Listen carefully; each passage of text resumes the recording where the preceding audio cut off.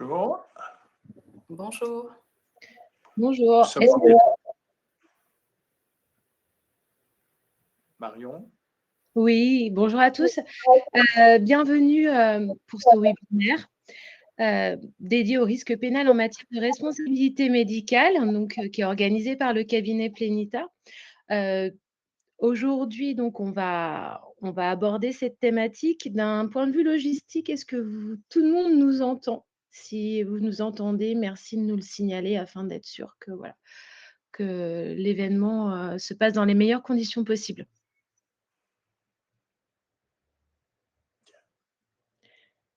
Si vous nous entendez bien, merci de mettre un petit message, on vous entend bien, etc.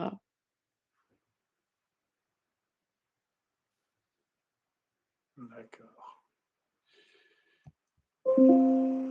Bien, je vais peut-être démarrer, Marion. Oui, alors on va déjà peut-être laisser quelques secondes pour que les gens, tout le monde Voilà, pour que tout le prenne monde place.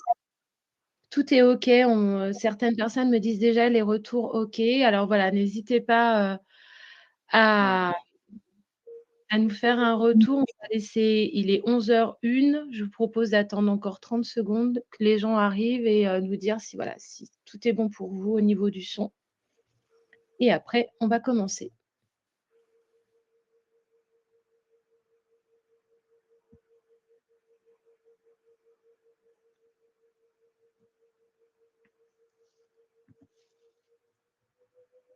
Bon, mais écoutez, je pense qu'on va pouvoir commencer. Bon, bah, très bien. Eh bien, bonjour à toutes et à tous. Je suis Michel Ropito, le président et le fondateur du cabinet Plenita, un cabinet qui a été voulu pour justement aborder la complexité des risques de votre secteur, que ce soit dans les établissements sociaux et médico-sociaux, comme dans les établissements de santé et dans les hôpitaux. Voilà. Et nous apprécions énormément les cas complexes parce que ça nous fait avancer. Voilà. Et on va partager aujourd'hui pas mal de choses. Alors pourquoi en parler aujourd'hui? Parce que les structures de soins, d'accompagnement et d'hébergement sont confrontées à une double exigence, assurer la qualité et la sécurité des prises en charge tout en respectant un environnement réglementaire de plus en plus exigeant. Voilà. Et vous avez pu voir cet été la mise en place du CAA, dont Aurélie Lignol va vous reparler. La moindre défaillance, qu'elle soit organisationnelle, technique ou humaine, peut engager la responsabilité pénale d'un dirigeant, d'un professionnel de santé, mais aussi de la personne morale que constitue l'établissement ou le service. Ces mises en cause ne sont pas théoriques, elles s'inscrivent dans une actualité où les décisions de justice rappellent régulièrement que nul n'est à l'abri d'une poursuite. Notre objectif aujourd'hui est donc triple: clarifier les contours de la responsabilité dans ce contexte très particulier, identifier les situations à risque auxquelles peuvent être confrontés les établissements, services et leurs équipes, partage des leviers de prévention, et on ne parlera jamais assez de la prévention en la matière, et de sécurisation pour limiter ces risques et renforcer la protection des acteurs. Ce webinaire s'adresse à vous, dirigeants, cadres, soignants, professionnels de l'accompagnement, juristes et responsables qualité, qui est au cours de ces enjeux. Qui est au cœur de ces enjeux, pardon. Nous allons aborder le sujet de manière pratique et opérationnelle avec des exemples concrets et des réponses aux questions que vous vous posez. Alors, un tout petit peu de promotion. Voilà, j'anime un compte LinkedIn Michel Ropito que certains connaissent déjà. J'y consacre beaucoup de temps. J'ai déjà 10 000 abonnés, des dirigeants, des directeurs généraux de structures, des directeurs et directrices d'établissements, mais aussi énormément d'accompagnateurs. Je l'anime sans aucune polémique, avec le souci de mettre en avant toutes les actions majeures du secteur. Voilà, n'hésitez pas à vous abonner, ça me fait plaisir. Voilà, tout cela étant évidemment strictement gratuit. Voilà. Voilà, je vais laisser la parole à mes collègues.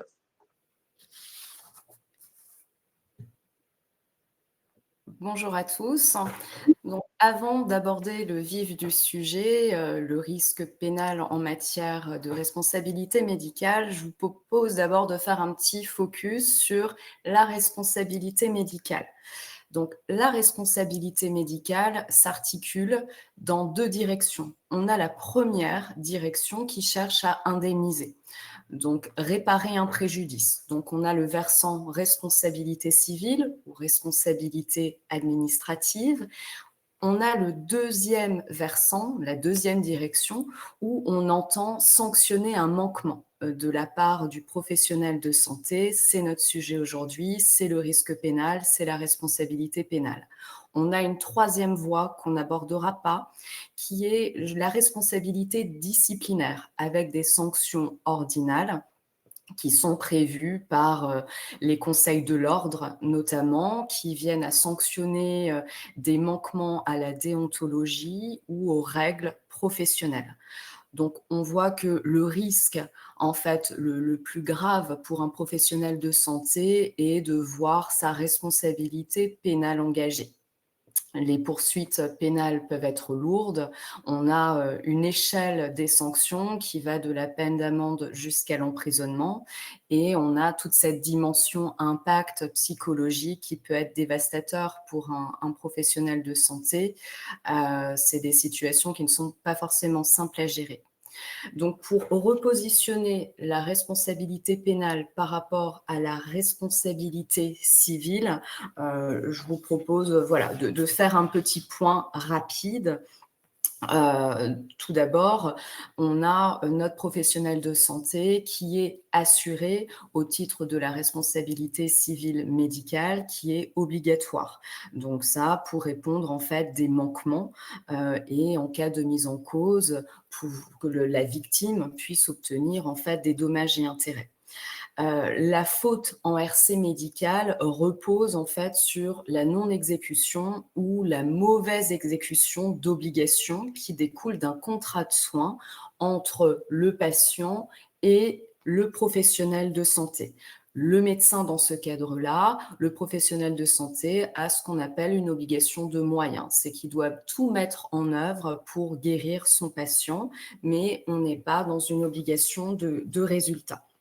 Alors, pour engager la responsabilité civile professionnelle, on a la faute qui peut être technique, le professionnel de santé qui réalise un acte de soin, mais qui n'est pas conforme aux données acquises de la science ou aux règles de l'art, c'est l'erreur de diagnostic, l'erreur dans le choix du traitement. Ou ensuite, on a toutes les fautes qui sont liées à la relation avec le patient. On va voir après plus en détail certains cas qui porteront sur ce type de faute. Le non-respect du consentement ou un défaut d'information. On a le dommage qui peut être corporel, moral, matériel et la réparation qui est une compensation financière. Donc pour engager la responsabilité civile, on a la faute, le dommage et le lien de causalité. Juste un élément, pour la prescription de l'action civile, elle est de 10 ans en matière médicale et cette prescription est fixée par le Code de la santé publique. Maintenant, du côté responsabilité pénale, on est sur une infraction pour laquelle on doit avoir un texte dans le code pénal ou le code de santé publique. Et ensuite, il faut regarder l'imputabilité. Donc, c'est notre lien finalement de causalité. Et ceci, ces deux éléments combinés, vont nous donner l'engagement de la responsabilité pénale.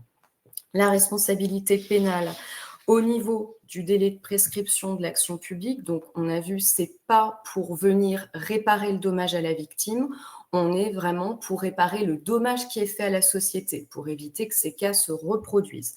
Donc en matière pénale, cela en fait va de pair avec l'infraction. Pour une contravention, on a une prescription d'1 an, pour un délit de 6 ans et pour un crime de 20 ans. On peut aller jusqu'à 30 ans, mais pour des cas les plus graves, des faits de guerre, etc., ce qui n'est pas l'objet de notre propos aujourd'hui. Donc voilà, donc deux codes qui vont s'articuler, le code pénal et le code de la santé publique. Je laisse la parole à ma collègue Marion. Alors moi, maintenant, je vais faire un point sur la méthodologie, comment on souhaite en fait aborder ce webinaire d'une manière la plus La plus pédagogue. Donc on va regarder tout ça ensemble. Assiatou, si tu peux nous mettre le slide sur la méthode de pédagogie et l'effet miroir.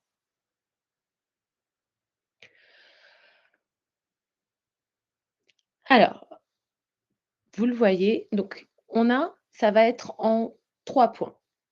Pour que ça soit le plus parlant pour vous, la première des choses, c'est d'abord une étude de situation sur des cas réels.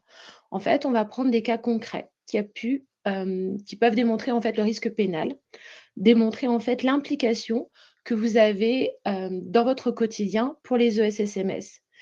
On a l'erreur médicamenteuse, vous pouvez avoir aussi différents cas qui ont pu se passer dans la femme au niveau de la coordination médicale et comment est-ce qu'on peut en tirer des leçons.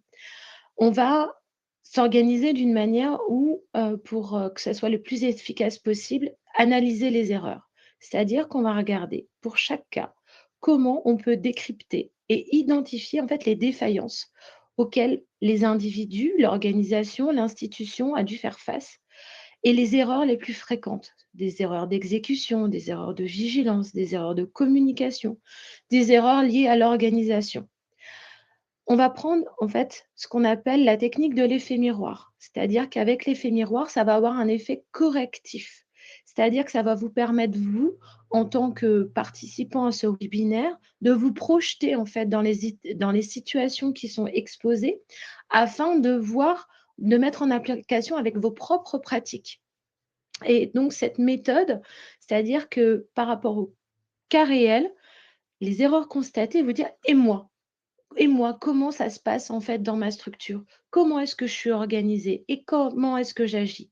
Et de voir en fait vos réponses que vous pouvez vous faire, en interne avec les bonnes pratiques attendues.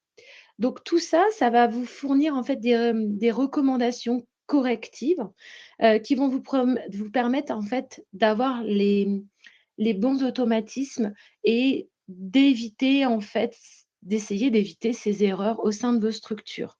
Donc voilà, on est dans une approche qui essaye de se mettre dans des situations au plus près du réel, d'analyser les erreurs et d'avoir cet effet miroir. Donc, ce que je vous propose, c'est qu'on met tout ça en application avec le cas numéro 1 que Aurélie va vous expliquer. Alors, juste un petit focus avant d'aborder ce cas 1, repositionner la responsabilité médicale avec ce versant pénal. Donc, on a vu que la responsabilité civile est différente de la responsabilité pénale. Le droit pénal médical est composé de 2 grandes branches. On a le droit pénal commun, applicable aux professionnels de santé, où on va retrouver les infractions du code pénal. Donc les infractions qui sont communes, dont on a toutes entendu parler, les homicides involontaires, les coups et blessures involontaires, la non-assistance à personne en danger, les infractions sexuelles, l'escroquerie, l'abus de confiance. Et on a l'autre dimension qui est le droit pénal spécifique à la profession médicale avec le Code de la santé publique où là, on va avoir des infractions qui sont très spécifiques comme le faux, faire un faux certificat médical, les questions liées à la bioéthique et l'exercice illégal de la profession de médecin. Donc, on a différents types de fautes qui peuvent engager la responsabilité pénale. On a des infractions dites intentionnelles.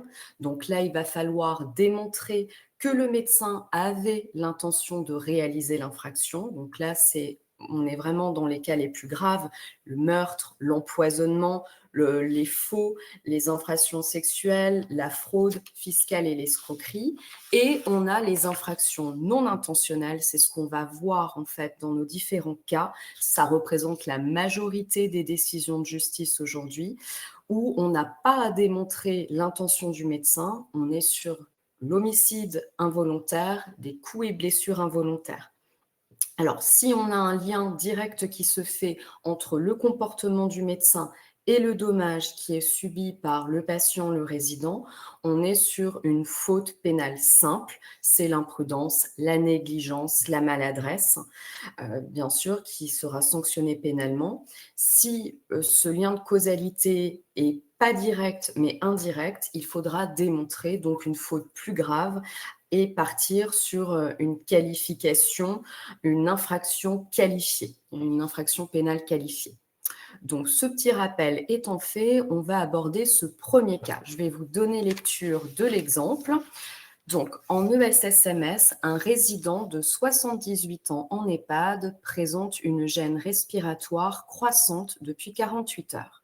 L'équipe soignante, habituée aux pathologies respiratoires chroniques du résident, interprète les symptômes comme une exacerbation de bronchite habituelle. L'appel au médecin coordinateur est différé. Le résident fait finalement un œdème pulmonaire aigu, nécessitant une hospitalisation en urgence avec son pronostic vital engagé. Au niveau de la qualification pénale, qu'est-ce qu'on retient ? Donc, on va être sur une grande famille, ce qu'on appelle l'atteinte involontaire à l'intégrité physique de la personne. Donc là, typiquement, on est sur des blessures involontaires qui sont punies par l'article 222-19 du Code pénal. Là, ce qui a été caractérisé dans cet exemple, c'est le retard de prise en charge, c'est l'erreur de diagnostic. On pensait que c'était banal parce que voilà, il nous fait toujours il a des difficultés respiratoires, on a l'habitude, on pensait être dans l'habitude, sauf que là, ça a pris une telle ampleur qu'il fallait faire appel d'urgence au médecin coordinateur, au médecin régulateur du SAMU. Ça n'a pas été fait. Donc, on est sur une aggravation, en fait, du dommage. La responsabilité dans cet exemple-là peut être engagée à deux niveaux. On a la responsabilité pénale qui peut être recherchée par les soignants, mais aussi la responsabilité de l'établissement, parce que là, vraisemblablement, on a un protocole d'alerte d'urgence qui n'est pas clair, qui n'est pas su. Voilà, l'équipe s'est retrouvée en défaillance sur ce sujet. Du coup, eh bien, ces professionnels pourraient être passibles de 2 ans d'emprisonnement et de 30 000 € d'amende. Donc, avec l'application de notre méthode effet miroir, quelles seraient les bonnes pratiques dans ce cas-là ? Eh bien, il nous faut un protocole clair d'urgence, d'alerte médicale, ne pas hésiter à faire appel au SAMU, au médecin coordinateur du SAMU lorsque l'état du patient, du résident s'impose, et la formation du personnel, notamment pour voir toutes les gravités d'urgence, et une formation qui soit régulièrement faite, régulièrement actualisée par rapport aux données acquises de la science. Je laisse la parole à ma collègue. Alors, cas numéro 2. On a l'erreur médicamenteuse en ESSMS. Donc, je vais vous resituer tout ça. Donc, l'effet précis, on a dans un foyer d'accueil médicalisé, ce qu'on appelle un FAM, lors de la distribution du soir, un résident reçoit par erreur les autres médicaments destinés à un autre résident ayant un nom similaire. Le traitement échangé comprend un psychotrope à dose élevée non adaptée.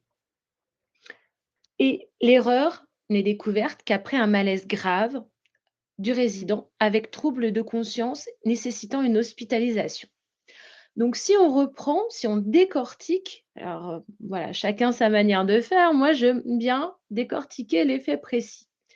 Donc, le lieu, c'est le foyer d'accueil médicalisé. Donc, on est dans une structure ESSMS dédiée au handicap. Donc, c'est une erreur qui pourrait arriver dans d'autres structures, hein.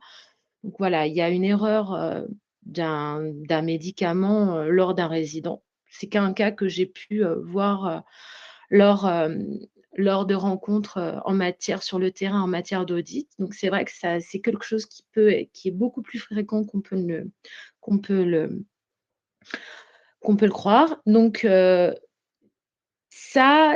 ça a eu des conséquences avec un trouble de conscience nécessitant une hospitalisation, et la découverte de l'erreur, elle ne s'est fait malheureusement qu'après le malaise. Au niveau des analyses de l'erreur, moi, je pense qu'on peut les catégoriser en 3 niveaux. Le premier, c'est au niveau individuel. C'est d'ailleurs le professionnel qui, lui, n'a pas procédé à une vérification d'identité avant administration. Donc, on a un manque d'attention qui est peut-être lié à une surcharge de travail, distribution en fin de journée, fatigue, c'est possible. Une formation insuffisante sur les risques médicamenteux et les obligations légales de sécurité. Donc ça, c'est au niveau individuel lié au personnel, lié aux salariés, on va dire ça comme ça.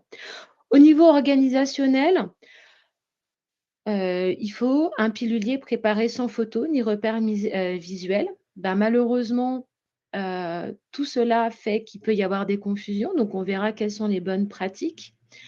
Il y a peut-être une absence de procédure interne imposant la double vérification pour les médicaments à risque, une transmission d'informations insuffisante entre équipes, manque de repérage particulier sur un résident où il y a une vigilance qui doit être accrue. Au niveau institutionnel, si on prend encore plus de hauteur, on peut dire que le foyer d'accueil médicalisé donc, n'a pas mis en place une organisation garantissant la traçabilité systématique de l'administration des traitements, une politique, une défaillance dans la politique de gestion des risques, pas de retour d'expérience, ni d'audit régulier, parce que peut-être c'est quelque chose, ou même lorsqu'on fait des évaluations croisées, qui aurait permis de mettre en lumière cette défaillance de manque de traçabilité du médicament. Pas de suivi systématique des pratiques de distribution par l'encadrement. Donc, d'un point de vue maintenant purement pénal, au niveau des textes applicables, nous avons l'article 222.9 et 222.20 du Code pénal qui, lui, dit que pour toute blessure involontaire ayant entraîné une incapacité supérieure à 3 mois jusqu'à 2 ans d'emprisonnement, on a une peine de 3 mois, entre 3 mois et 2 ans d'emprisonnement et 30 000 € d'amende, qui est même portée à 45 000 € si violation manifeste d'une obligation de sécurité. Nous avons également l'article 223.1 et 121.2 du Code pénal. Donc, l'article 223.1, lui, dit que la mise en danger de la vie d'autrui si absence de protocole ou défaut de traçabilité. Et l'article 121.2 du Code dit que la responsabilité des personnes morales, le SSMS, donc la structure, peut être condamnée, elle, en tant que personne morale. Donc ça, c'est à savoir. Au niveau des responsabilités engagées, on a le professionnel pour blessure involontaire par maladresse, imprudence et négligence. On a l'encadrement, le cadre de santé, le directeur, donc du foyer d'accueil médicalisé qui peuvent être mis en cause pour faute caractérisée en cas d'absence de protocole écrit de contrôle interne. Et la personne morale, la structure en elle-même peut, pour responsabilité, pour défaut d'organisation et manquement à l'obligation générale de sécurité. Donc, si on reprend la technique de l'effet miroir, l'effet correctif, quelles sont les questions et réflexions qu'on peut se poser, que vous pouvez vous poser dans vos structures SSMS, c'est déjà comment vous vérifiez en fait l'identité des résidents avant l'administration. Est-ce que vous utilisez des piluliers personnalisés avec photo? Est-ce que vous avez mis une double vérification obligatoire en place pour certains médicaments dits sensibles? Donc là, en l'occurrence, ce sont des psychotropes, mais ça pourrait être aussi des anticoagulants, des médicaments pour l'insuline. Est-ce que vous avez proposé des formations aux équipes, y compris les intérimaires et les remplaçants, sur le risque médicamenteux? Ça, c'est une voie aussi, une piste de réflexion sur laquelle je vous invite à vous poser. Les bonnes pratiques correctives, je dirais que c'est une sécurisation du matériel. Donc, comme on l'a déjà dit, un pilulier nominatif avec photo et code couleur. Un bracelet d'identification peut être également une bonne chose. Une procédure écrite, donc la règle de la triple vérification, bon résident, bon médicament, bonne dose. Ce que j'ai pu également voir, c'est, où je vous invite, c'est au niveau organisationnel, c'est d'éviter les interruptions pendant la distribution, donc limiter les charges excessives de travail à ce moment critique. Au niveau formation, c'est rappel régulier des obligations légales et des bonnes pratiques en gestion des risques. Et la traçabilité, signature obligatoire de l'administrateur après chaque distribution. Euh, les enseignements qu'on peut tirer de tout ça, c'est qu'une erreur médicamenteuse, ben, ça peut relever du pénal, et ça très rapidement. Surtout dans les structures ESSMS. Pourquoi? Parce qu'on a des usagers qui sont dits des personnes vulnérables. La responsabilité, elle peut être individuelle, collective et institutionnelle. Les leviers de prévention, pour moi, sont les outils pratiques, ben, comme je vous ai dit, des piluliers, des piluliers nominatifs, des codes couleurs, une organisation claire, des procédures écrites, double vérification, contrôle par l'encadrement et une culture de sécurité, formation, analyse régulière des erreurs et retour d'expérience. Voilà, Aurélie, à toi de jouer pour le cas numéro 3. Alors, dans le cas, Asiato, s'il te plaît. Oui. Dans le cas numéro 3, nous allons évoquer le défaut d'information en ESSMS. Donc là, on va revenir sur l'article L 1111-2 du Code de la santé publique, dont je vais vous donner lecture. Donc, on va prendre uniquement le grand 1 de cet article qui dispose que toute personne a le droit d'être informée sur son état de santé. Cette information porte sur les différentes investigations, traitements ou actions de prévention qui sont proposées, leur utilité, leur urgence éventuelle, leurs conséquences, les risques fréquents ou graves normalement prévisibles qu'ils comportent, ainsi que sur les autres solutions possibles et sur les conséquences prévisibles en cas de refus. Donc, l'information, en fait, elle est vraiment très, très large. Elle parle vraiment du diagnostic jusqu'aux conséquences, en fait, de l'acte de soin qui doit être réalisé. Est-ce qu'il y a des possibilités d'alternatives par rapport à l'état de santé, en fait, du patient, du résident? Quelles sont les conséquences? Est-ce qu'elles sont prévisibles? Et qu'est-ce qui se passe également en cas de refus? Donc vraiment une information très large. Donc notre exemple, donc dans une masse, on a une intervention chirurgicale dentaire sous anesthésie générale qui est programmée pour un résident en ambulatoire chez un dentiste. La famille n'est informée que de la nécessité de l'intervention, mais pas des risques spécifiques liés à l'anesthésie chez une personne polyhandicapée. Une complication anesthésique survient, aggravant l'état neurologique du résident. Donc là, on voit que l'information a été faite à minima à la famille sur la nécessité de procéder à l'acte chirurgical sous anesthésie, mais il n'y a pas eu d'information sur les conséquences alors que le professionnel de santé avait connaissance de l'état de santé préalable de son patient et sans doute voilà, des risques de complications, malheureusement, qui n'ont pas été verbalisés donc, et ni écrits. Donc là, typiquement, on est sur le manquement au devoir d'information, donc qui est prévu donc par l'article dont je vous ai donné lecture. Donc ce manquement est constitué. Si le défaut d'information a contribué en fait à aggraver les conséquences, on est aussi sur l'infraction de blessures involontaires qui peuvent être caractérisées et qui engagent la responsabilité pénale à la fois du praticien, mais également des responsables d'établissement.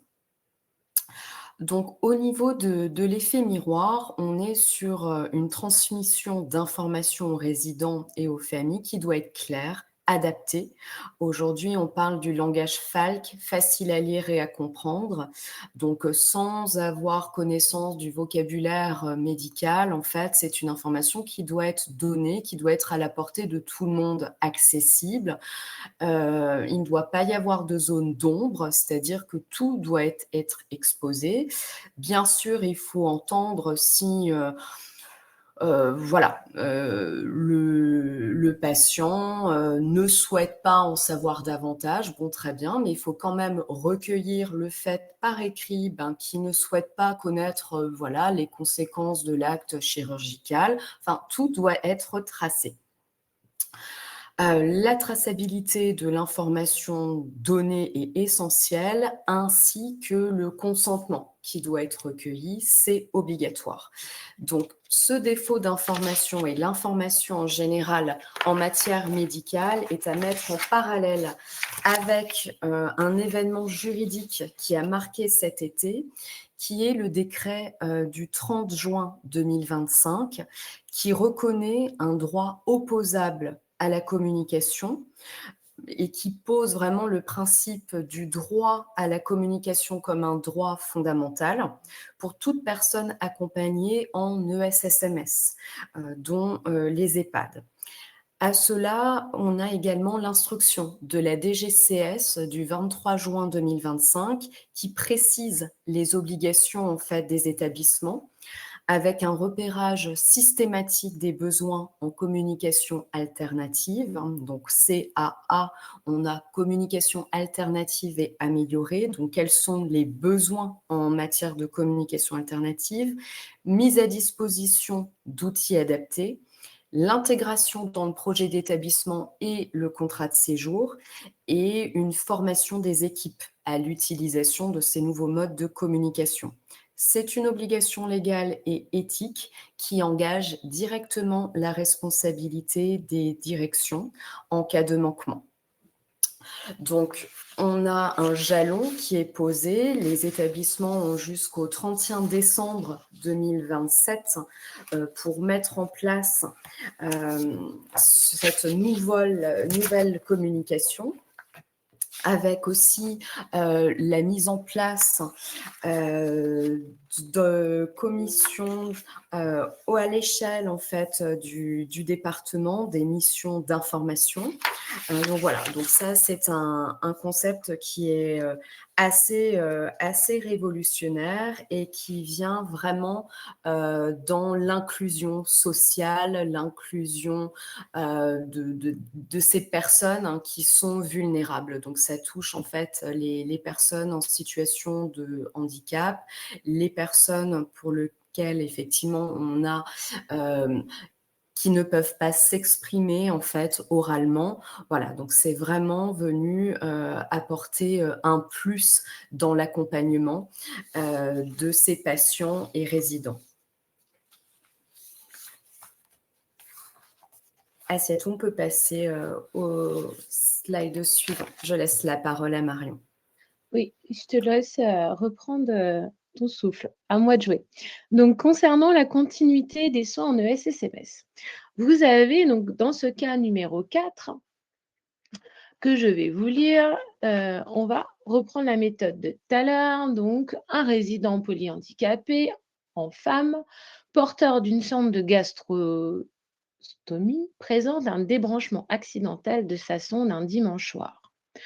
L'équipe tente de joindre le médecin de garde, mais aucun professionnel n'est disponible. Face à l'urgence apparente, l'équipe soignante tente une réinsertion improvisée de la sonde, causant une perforation gastrique et une péritonite, nécessitant une chirurgie d'urgence. Donc, au niveau des faits chronologiques, on a donc une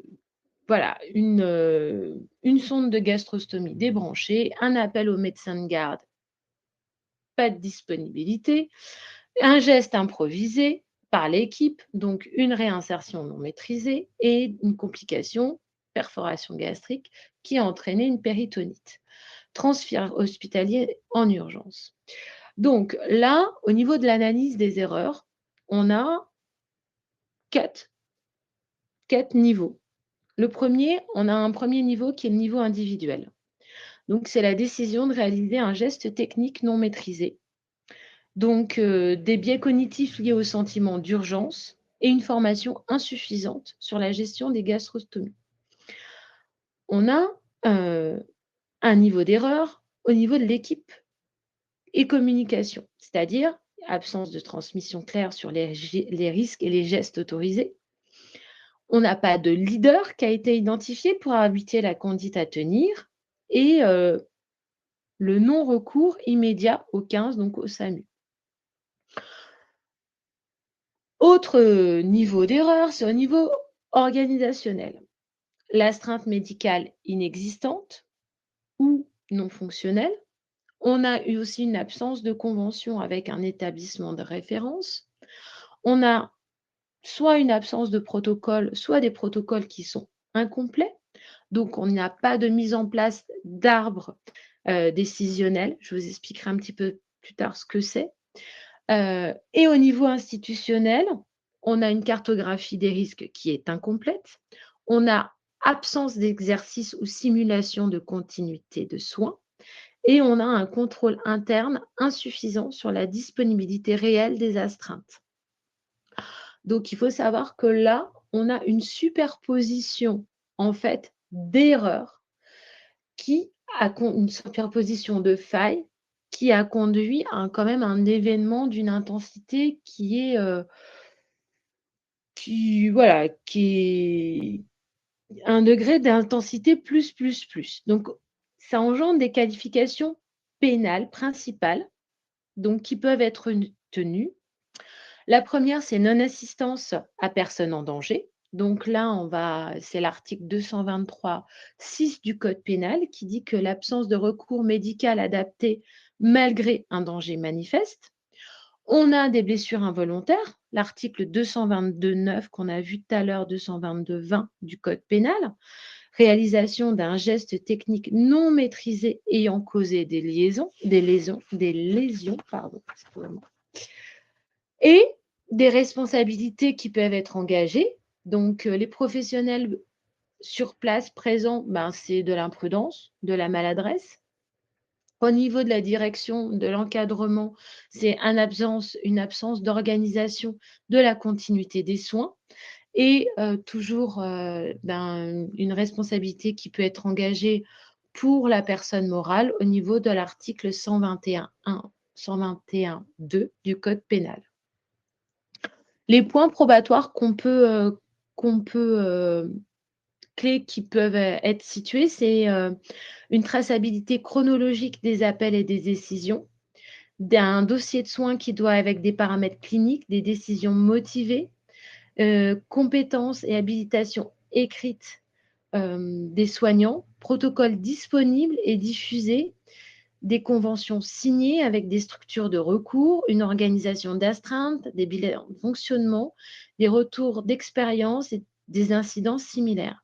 Tout ça, si le travail avait été fait de manière préventive, aurait évité, en tout cas au niveau, ce type d'événement aurait pu être évité ou diminuer son intensité.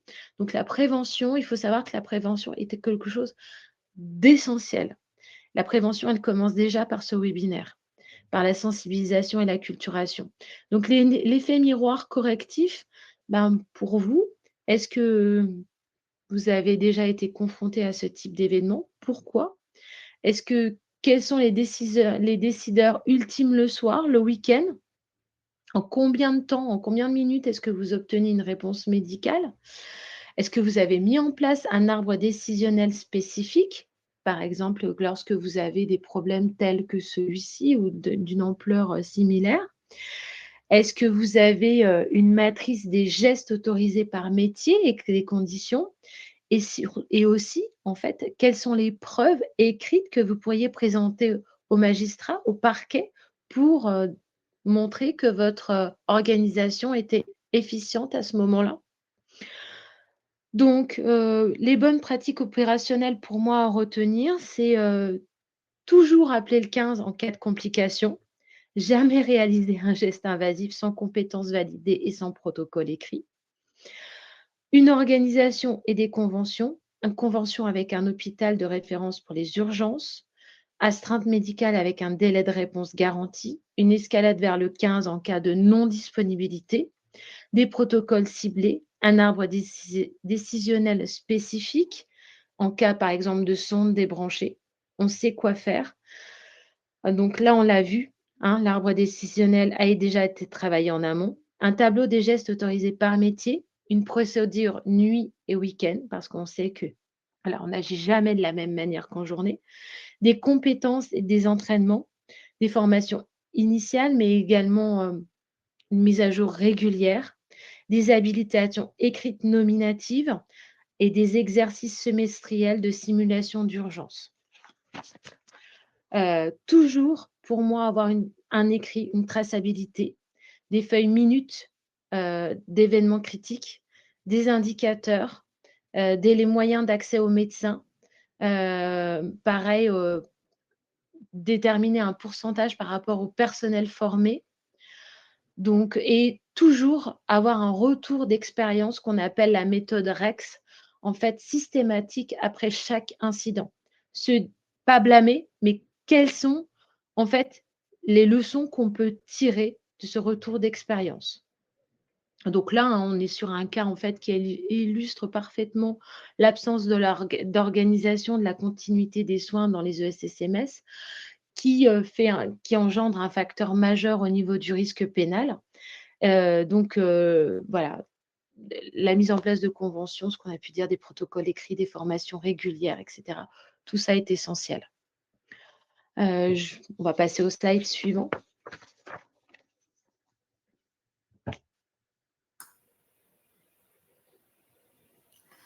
Alors, nous allons aborder à présent la responsabilité pénale des directeurs de SSMS.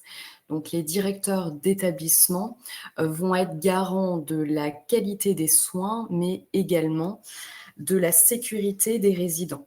Et cette responsabilité, qui est une responsabilité managériale, expose nos responsables, nos dirigeants d'établissement à l'engagement de leur responsabilité pénale à titre personnel pour des manquements graves.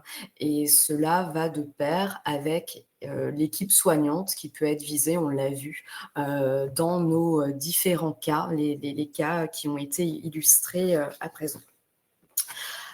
Au niveau des risques pénaux spécifiques, on va être principalement sur deux infractions. On a la mise en danger délibérée d'autrui, donc qui est visée à l'article 223-1 du Code pénal, qui peut être caractérisée en cas de manquement organisationnel grave. Donc, ce qu'on va reprocher en fait au directeur d'établissement, c'est surtout le défaut d'organisation, l'absence de procédure, et qui conduit effectivement à une insécurité pour la continuité des soins et insécurité pour les résidents, les patients qui sont sous la garde en fait de l'établissement. Et on va avoir un autre chef d'infraction qui est la non-assistance à personne en danger, visée à l'article 223-6 du Code pénal et qui s'applique lorsque l'organisation est défaillante et qu'elle compromet la sécurité des résidents.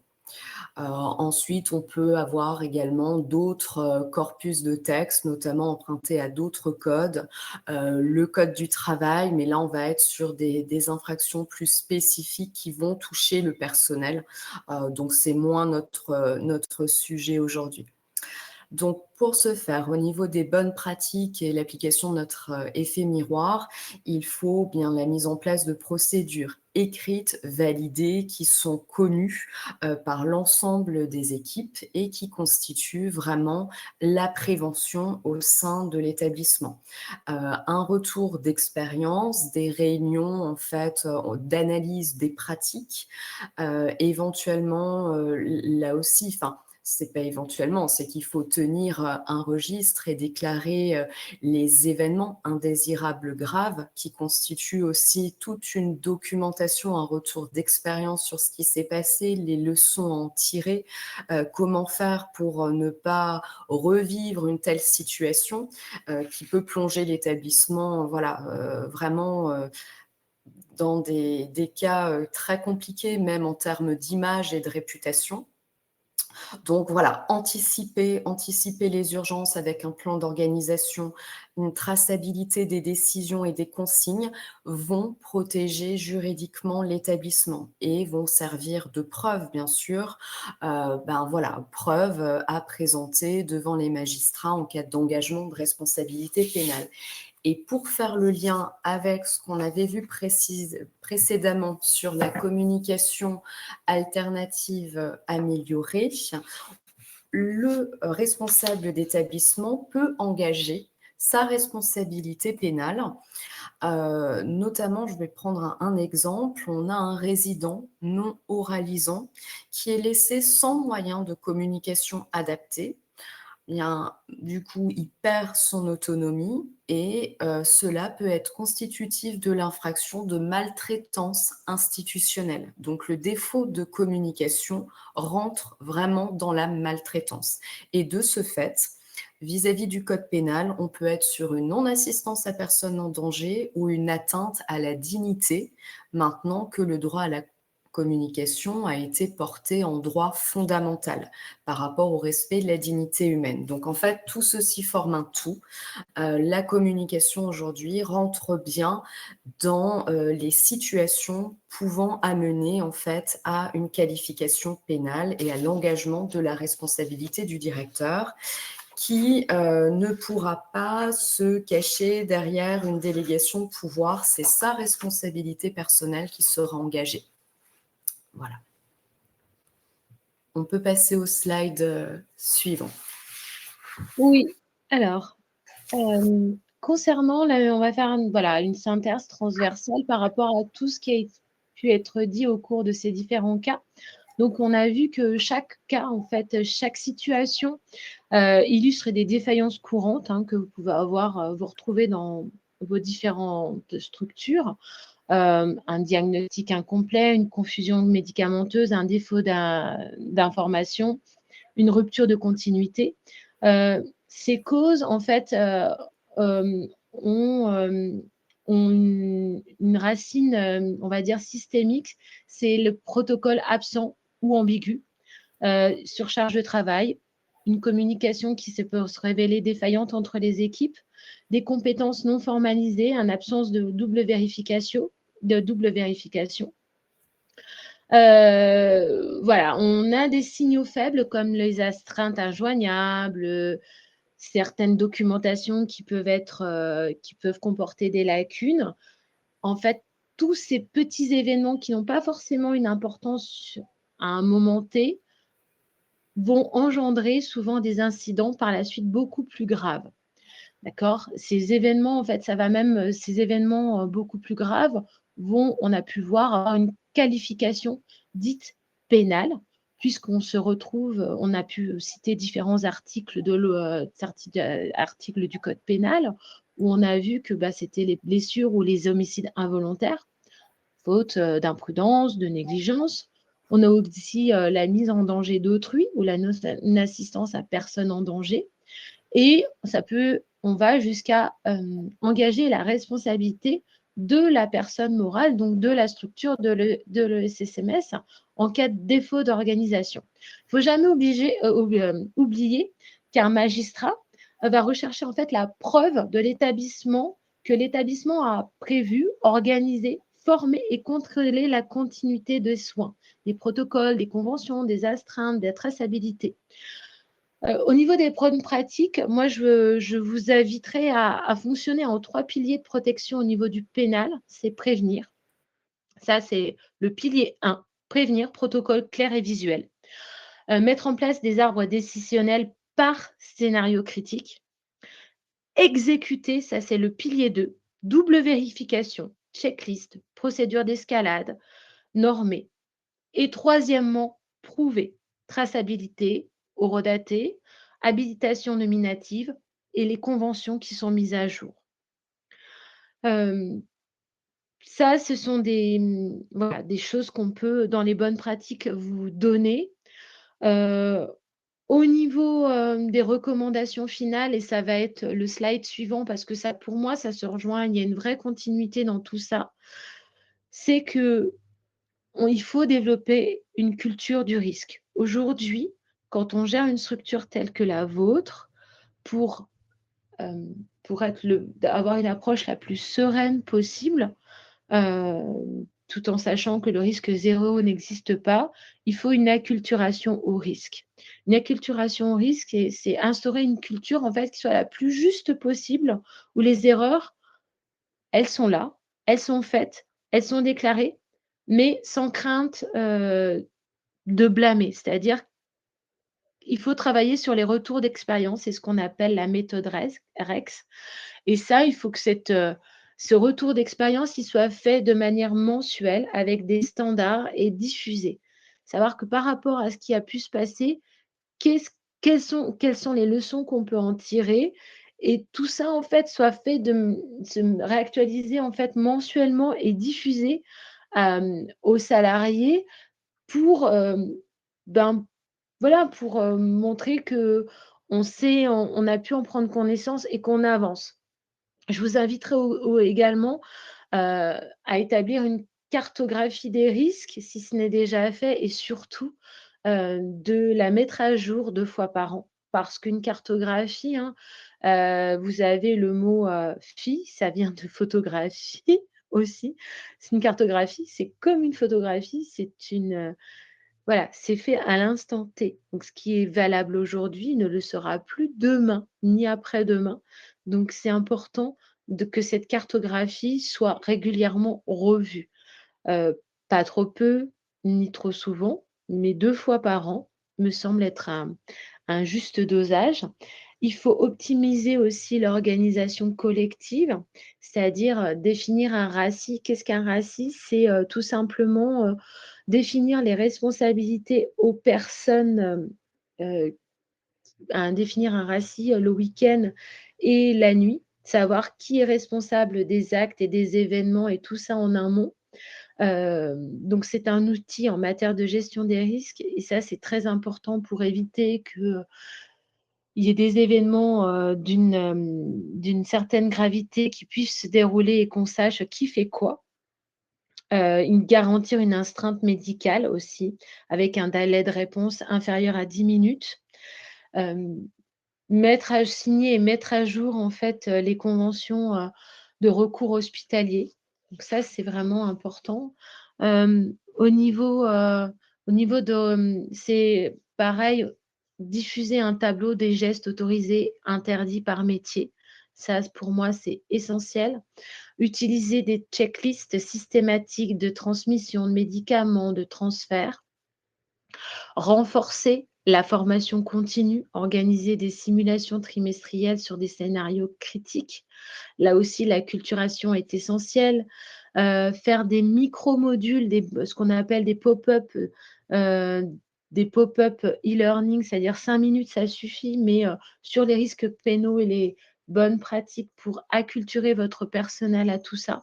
Parce que souvent, ben, ils l'ont vu peut-être au cours de leurs études, peut-être au cours, voilà, de leur formation théorique, mais ça s'oublie facilement, et c'est bien de faire, de voilà, de faire des piqûres de rappel. Quand vous avez des intérimaires et des remplaçants, on sait qu'aujourd'hui, les ressources humaines ne sont pas forcément évidents, et c'est bien de prévoir un module d'accueil express avec tous ces rappels. De formaliser et de renouveler annuellement les habilitations nominatives. Je vous invite à le faire vivement. Anticiper, documenter, donc mettre à jour les protocoles décisionnels, garder toute trace de convention, de plan d'astreinte, de registre de formation et d'habilitation. De mettre en place également, utiliser une feuille minute pour chaque incident critique. Ben, tout ça, en fait, mettre l'heure, comment ça s'est passé, les décisions, les acteurs. assurer une traçabilité complète, les appels, les paramètres cliniques, les décisions. Voilà, tout ça, ce sont des recommandations, qu'on peut vivement, vous inviter à mettre en place le plus rapidement possible, dans un souci de prévention et voilà, tout ça permettra peut-être pas d'éviter, mais en tout cas d'atténuer, certains événements qui peuvent se révéler, extrêmement sévères et mettre à défaut, voilà, à défaut votre structure et de manière assez intensive. Je passe la parole pour clôturer. Oui, vous m'entendez là? Vous m'entendez tous? Ouais. Oui, ce que je voulais vous dire, c'est que je comprends bien quelle est votre réaction. Votre réaction, c'est de vous dire, finalement, on nous en demande beaucoup.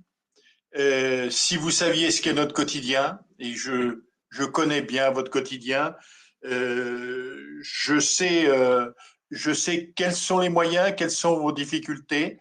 Je sais aussi que l'intérim, et je l'ai écrit il n'y a pas longtemps, fait des ravages dans le secteur médico-social comme dans le secteur des établissements de santé. Je sais aussi que les tarifications sont étroites. Il y a des débats sans fin, hein, et les dirigeants financiers me rejoindront là-dessus. Mais ce que je voulais vous dire, c'est que si demain, alors il y a aussi un élément important, c'est que les entourages ne sont plus les mêmes. J'ai vu tout au long de ma carrière les entourages évoluer. Les entourages ne laissent plus rien passer. Les réseaux sociaux sont intraitables là-dessus. Et ce qui était autrefois un événement local, régional, prend une dimension nationale très très vite. Et je voulais dire vous n'êtes pas seul, on est à vos côtés. On est à vos côtés, on comprend que c'est pas facile.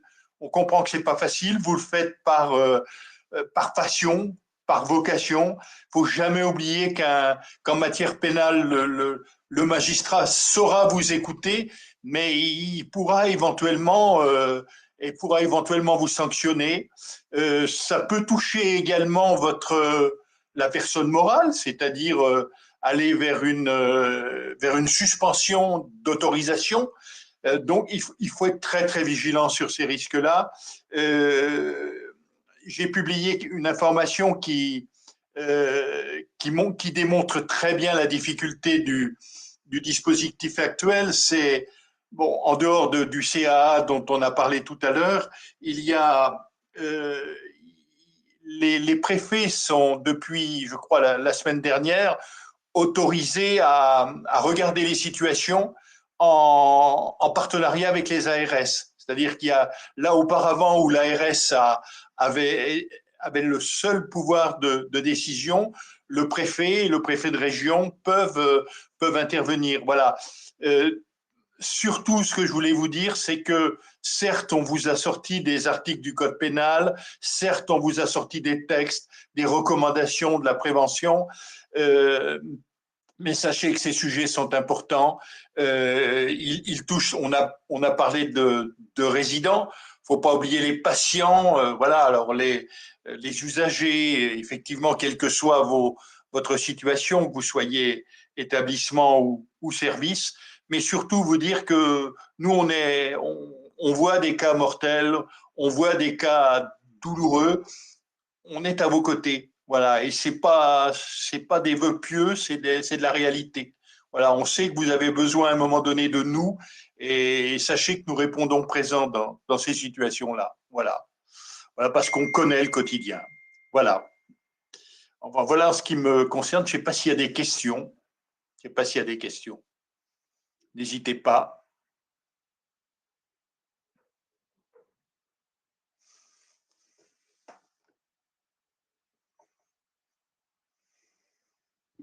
Pas l'air d'avoir beaucoup de questions pour l'instant.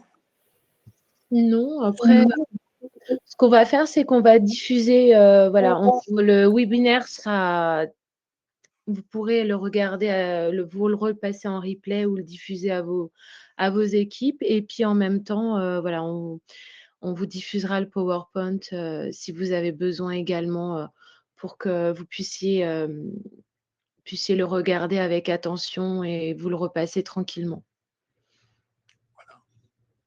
Eh bien, écoutez, bonne journée en tout cas. Merci pour Bonne journée. ce rendez-vous et puis très heureuse d'avoir pris ce temps d'échange. Merci de votre participation. Bonne journée. Au revoir. Et on Bonne est journée. avec vous. Bonne journée. Au revoir.